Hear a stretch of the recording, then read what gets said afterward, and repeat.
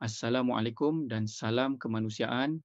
Dalam dunia yang penuh cabaran ini, isu Palestin bukan sekadar konflik politik, ia adalah krisis kemanusiaan yang menuntut suara kita.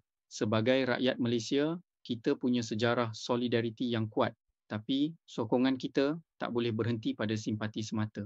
Setiap perkongsian di media sosial, setiap doa yang kita panjatkan dan setiap sumbangan kecil adalah tanda bahawa kita tidak membiarkan kezaliman berlaku dalam diam.